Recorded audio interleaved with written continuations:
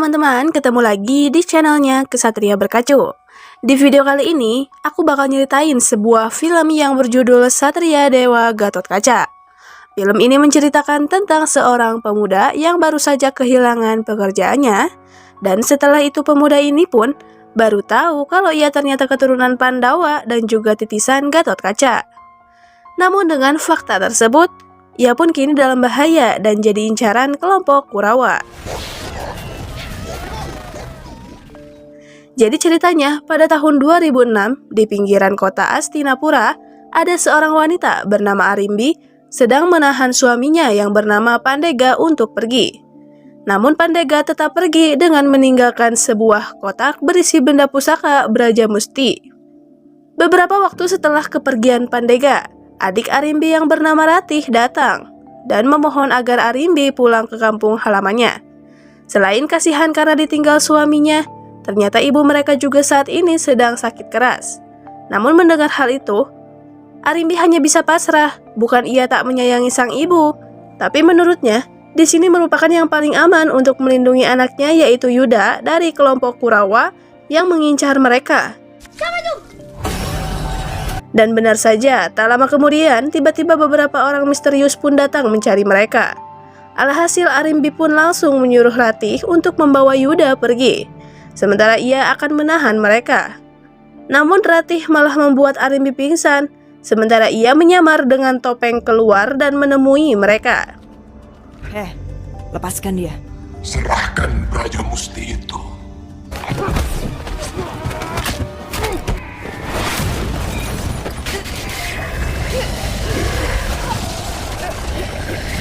Saat Ratih mencoba melawan mereka, Arimbi yang sudah sadar keluar dan berniat menolong Ratih. Namun sayang Ratih memilih untuk mengorbankan dirinya agar Arimbi dan Yuda pun selamat. Rumah Arimbi pada saat itu terbakar, sementara dari dalam ia berusaha menahan pintu dan menyuruh Yuda untuk kabur. Namun Yuda tetap di pangkuan sang ibu, sementara kotak Brajamusti tadi tiba-tiba mengeluarkan cahaya dan membawa mereka berdua pergi.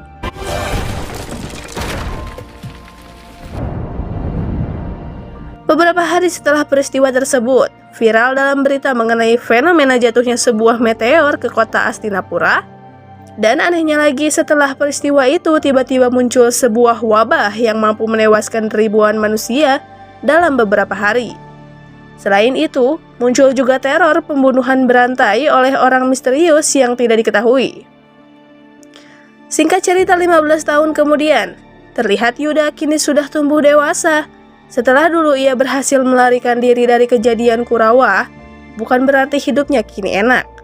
Diketahui Yuda ternyata baru saja dipecat karena dituduh telah melakukan tindakan yang tidak menyenangkan pada rekan kerjanya.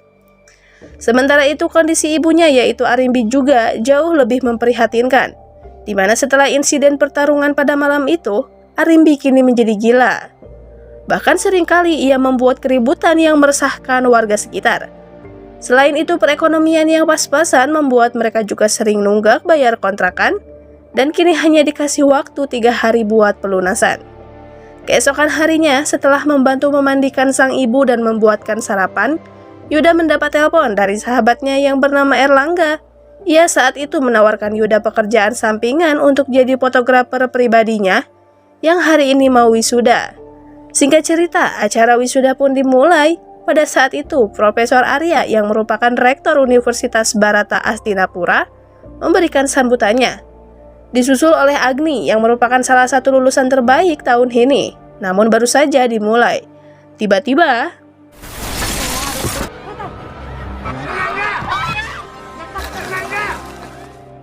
akibat serangan itu, Erlangga pun tewas di tempat dan para wisudawan lari ketakutan. Sementara itu, Yuda berusaha mengejar bayangan hitam yang telah menyerang sahabatnya tadi.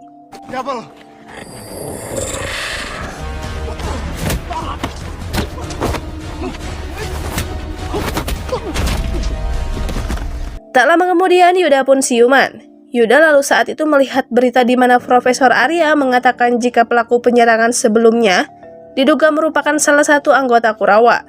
Ya, sebuah nama yang tidak asing bagi Yuda, dan juga yang telah menyebabkan ibunya menderita. Setelah itu, Yuda pun langsung pergi melayat Erlangga dan mengucapkan bela sungkawa pada keluarganya. Lalu saat Yuda mengenang kebersamaannya dengan Erlangga, tak lama kemudian Profesor Arya pun datang. Yuda pada saat itu memberanikan diri untuk bertanya pada Profesor Arya jika saat mendengar berita kemarin ibunya refleks mengatakan Kurawa. Jadi ia saat ini ingin memastikan apakah Pandawa dan Kurawa benar-benar ada. Namun menanggapi pertanyaan itu, Profesor Arya menyuruh Yuda untuk ke rumahnya dan membicarakan hal ini lebih lanjut secara pribadi. Ngapain lu? Nggak apa-apa, Nathan. Saya dengar kamu berusaha mengejar pelakunya. Apa benar Pandawa dan Kurawa itu ada?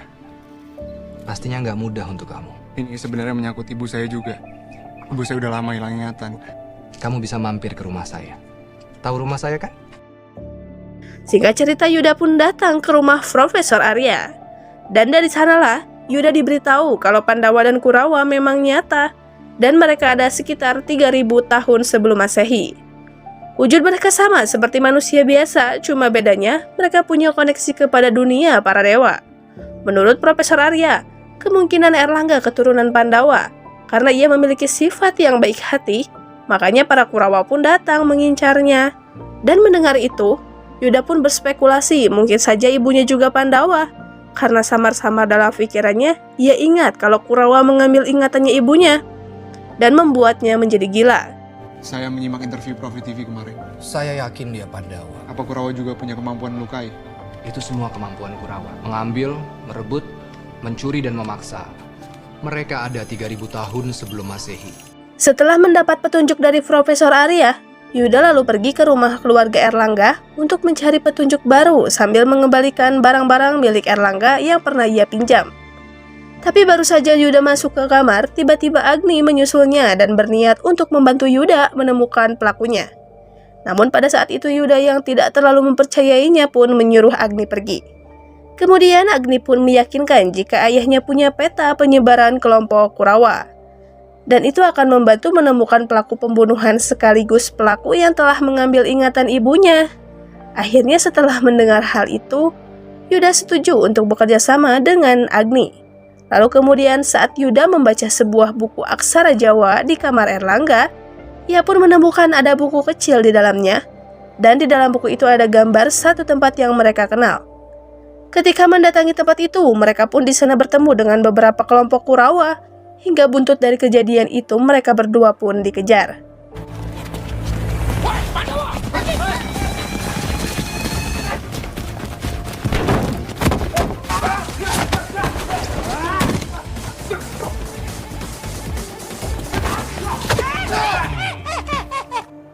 Iki sapu-sapu lara, kok do gelut ning kene sapu kowe.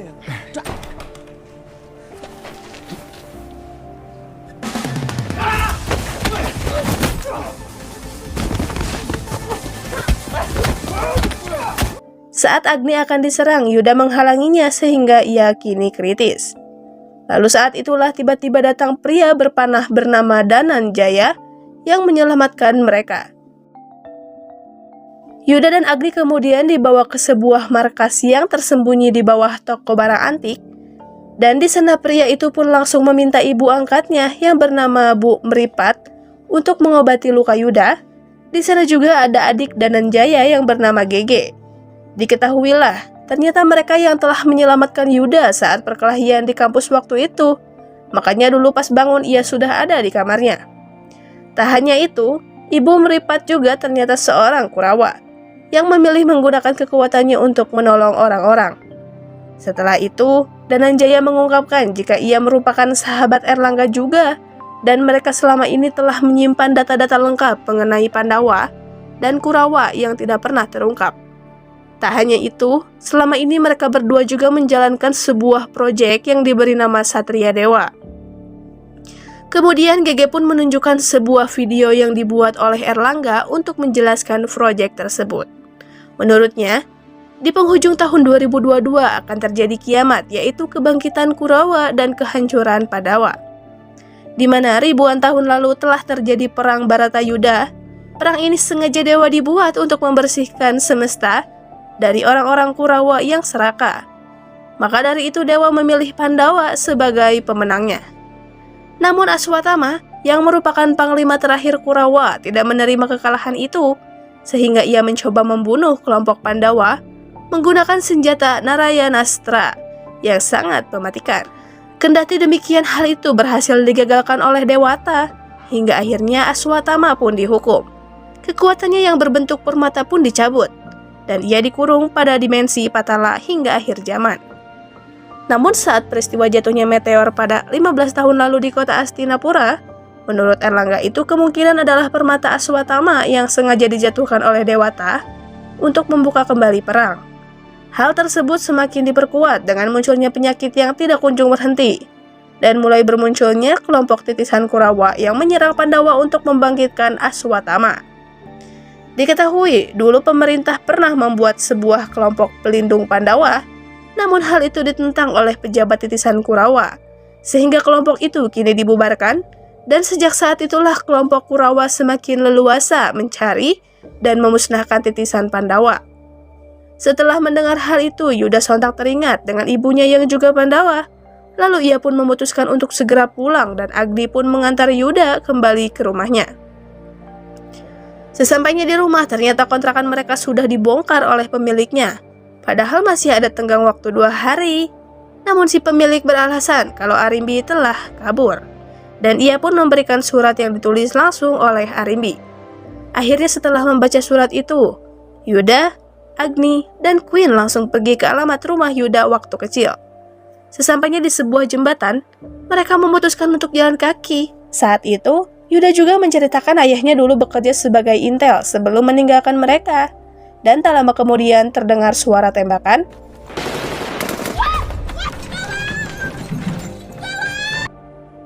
Yuda dan Agni segera masuk dan menemukan Arimbi yang terluka di bagian perut. Pada saat mereka membopong Arimbi untuk pergi, namun sayang pria bertopeng itu berhasil menghalangi mereka, dan menggunakan kekuatannya ia pun memaksa Arimbi untuk memberikan medali Brajamusti yang ia cari-cari.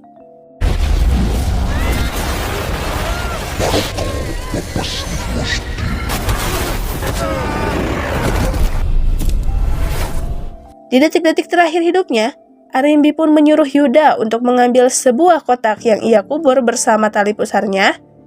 Ia juga berpesan agar Yuda menyimpan benda itu dengan baik dan jangan sampai jatuh ke tangan yang salah. Setelah mengubur sang ibu, Yuda kemudian mengambil benda yang dimaksud oleh ibunya tadi.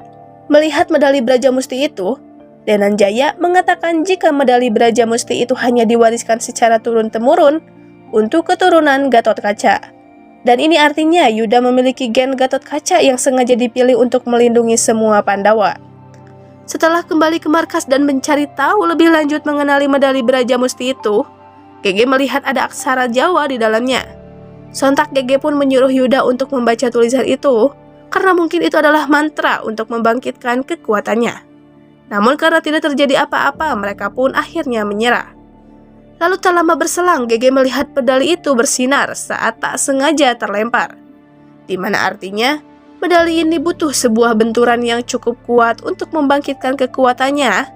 Namun setelah mencoba hal itu, medali itu tetap tidak bereaksi. Hingga akhirnya Dananjaya pun teringat dengan sebuah candi yang berhubungan erat dengan leluhur Yuda. Ia pun mengajak Yuda ke sana dengan harapan dapat membantu untuk membangkitkan kekuatan medali itu.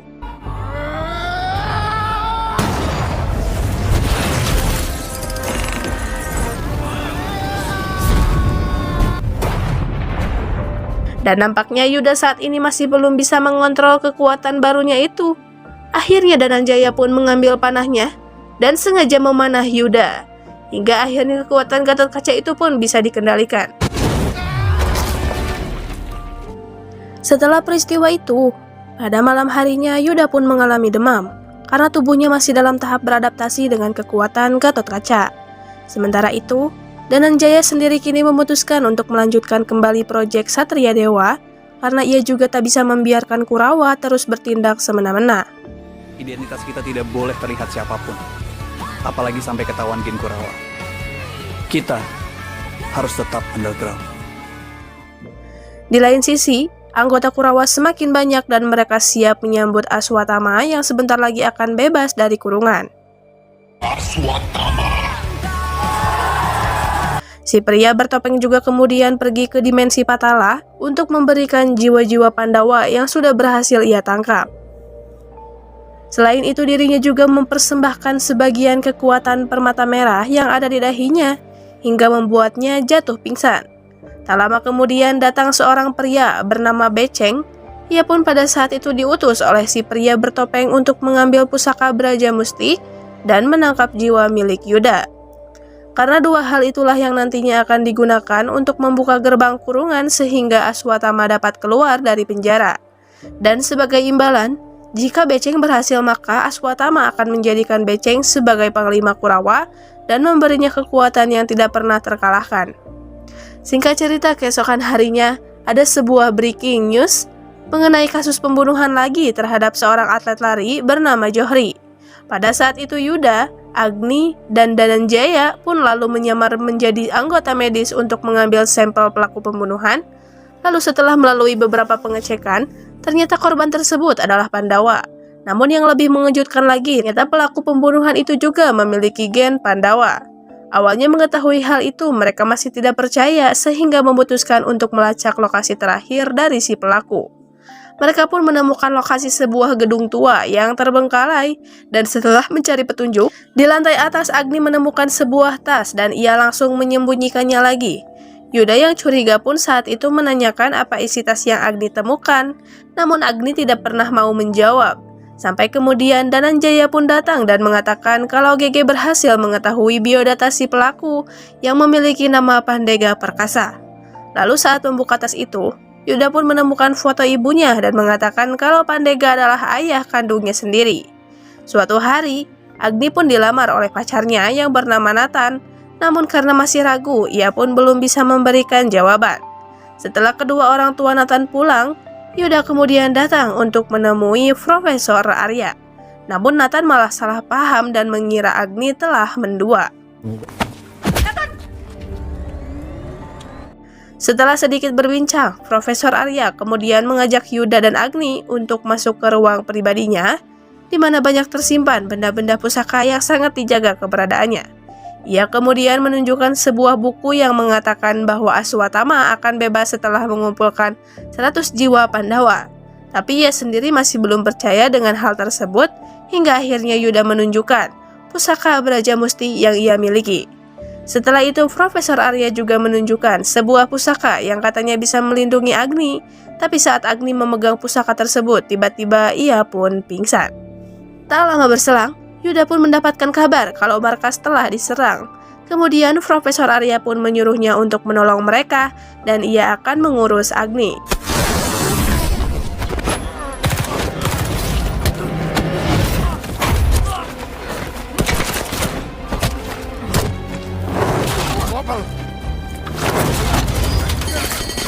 Setelah berhasil mengalahkan anak buah Beceng, kini giliran Beceng yang menyerang Yuda. Namun karena sekarang Yuda memiliki kekuatan Gatot Kaca, Beceng pun harus menerima kekalahannya.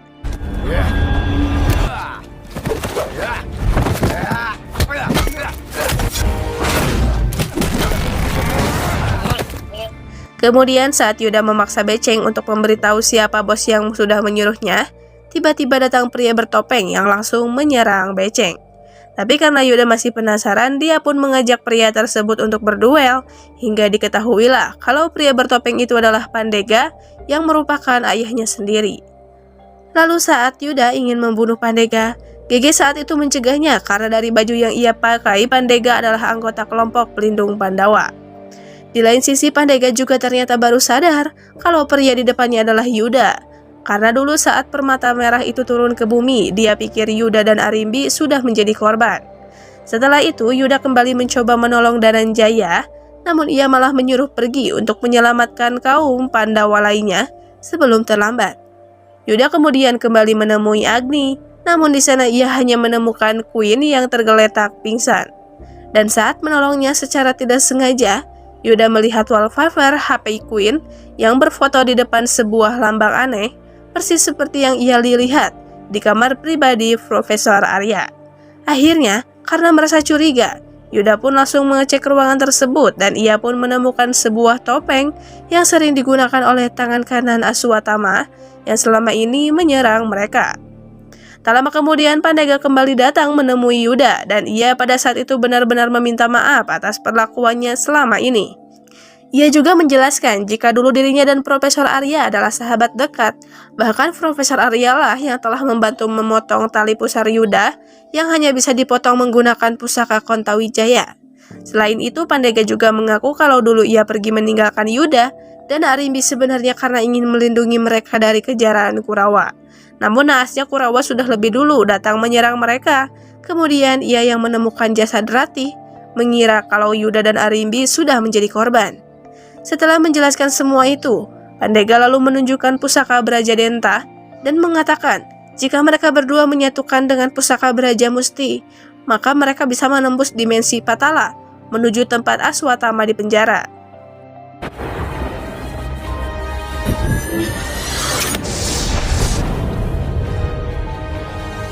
Di lain sisi terlihat Agni saat ini diikat dengan rantai, lalu saat terbangun ia pun baru tahu kalau ayahnya adalah tangan kanan Aswatama selama ini.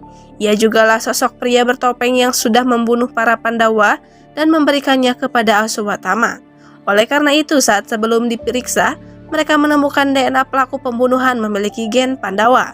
Saat itu Profesor Arya mengaku kalau ia dulu adalah kelompok pelindung Pandawa. Namun setelah pemerintah membubarkan kelompok mereka, Profesor Arya pun mulai mengkritik pemerintah. Hingga akibat dari hal itu malah membuat kakinya lumpuh dan sang istri juga meninggal. Hingga akhirnya, ia pun memutuskan untuk bersekutu dengan Aswatama untuk membalaskan dendamnya selama ini. Di lain sisi, Yuda dan Pandega bersatu lalu memasuki gerbang Patala. Kemudian pada saat itu mereka pun bertemu dengan Beceng dan pertarungan pun dimulai.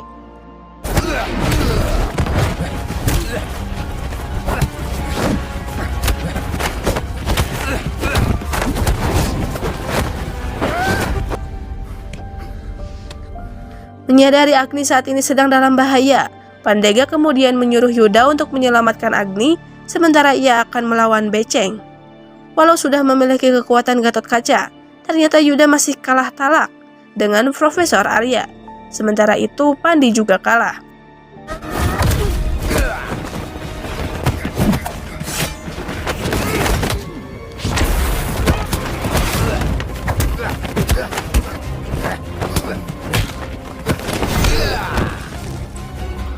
Namun saat Profesor Arya menyuruh Beceng untuk menghabisi mereka semua, tiba-tiba ternyata Beceng sengaja mengkhianati Profesor Arya atas dukungan dari Aswatama. Karena bagaimanapun juga Profesor Arya yang berdarah Pandawa tidak berhak untuk menikmati kemenangan Kurawa. Setelah sadar dengan apa yang selama ini ia lakukan, Profesor Arya kemungkinan meminta maaf kepada Agni, Pandega, dan juga Yuda. Setelah itu ia kemudian meminta Yuda untuk mengakhiri hidupnya agar ia bisa mati dengan terhormat di tangan Gatotkaca. Setelah kepergian Profesor Arya, Yuda kembali menyerang Beceng, namun gara-gara kekuatan dari permata merah milik Profesor Arya, Beceng pun dengan mudah melawan Yuda. Saat itu Pandega berniat untuk menolong anaknya, namun sayang ia kemudian menjadi korban berikutnya dengan pisau yang menusuk dadanya. Lalu kemudian di akhir hidupnya, Pandega pun menyerahkan pusaka Braja Denta miliknya pada Yuda dan menyuruh Yuda untuk menggabungkan dua pusaka itu agar kekuatan Gatotkaca menjadi utuh dan bisa mengalahkan Beceng.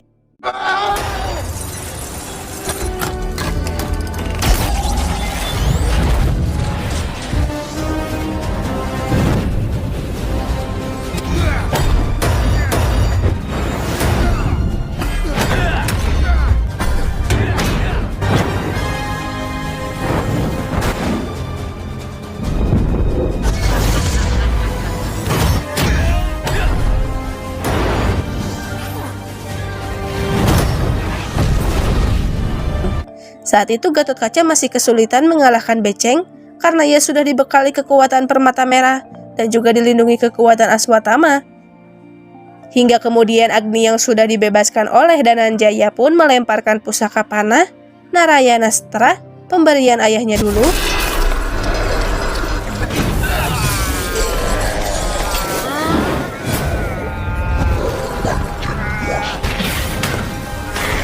Saat akan menghabisi Beceng, Agni menyuruh Yuda berhenti Namun saat itu Beceng malah mengatakan jika ialah yang telah membunuh ayah dan abang Dananjaya. Sehingga Dananjaya pun akhirnya mengkill Beceng, sementara itu ruang kurungan Aswatama terlihat meledak.